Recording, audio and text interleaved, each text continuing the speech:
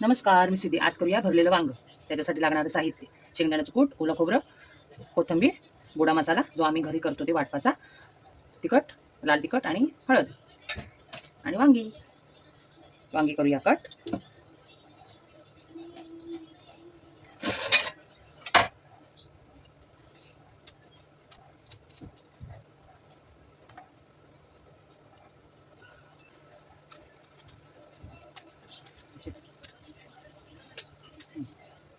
झाले कापून.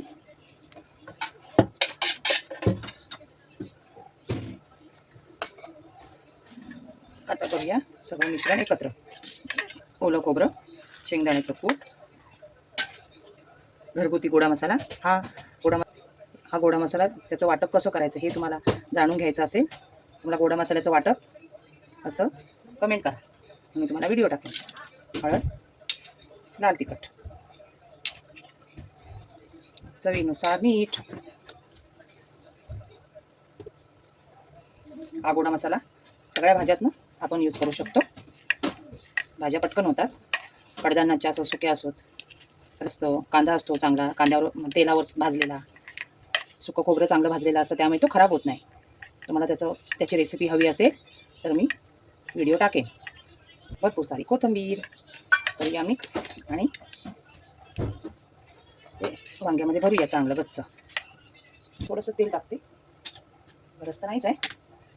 चांगलं हे भरून घेऊया.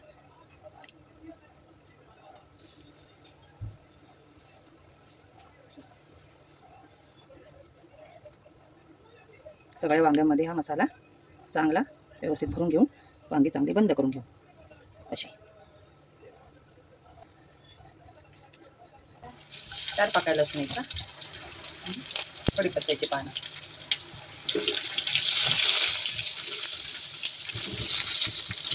वांगी चांगली तेलावर परतून घेऊया.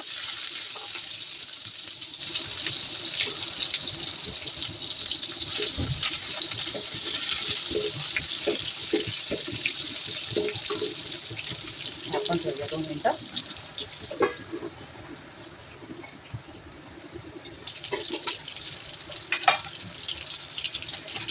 चांगले तेलावर परतून मग पाणी टाकूया त्याच्यात.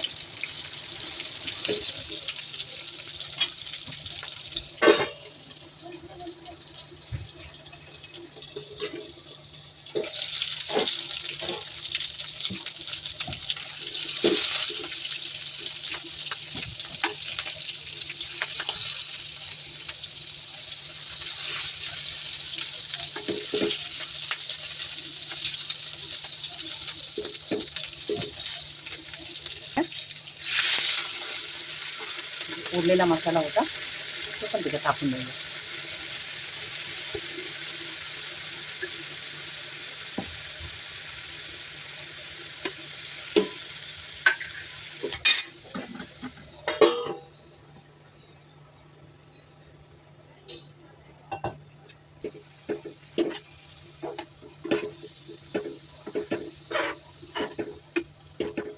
थोडंसं राहू दे 2 मिनिटं.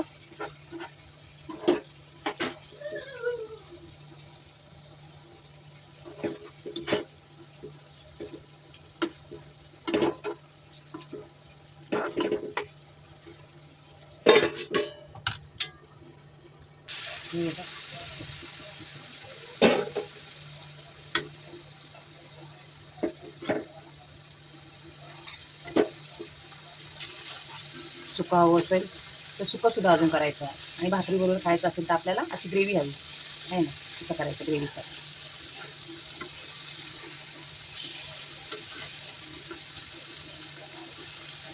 थोडंसं पलटी करते.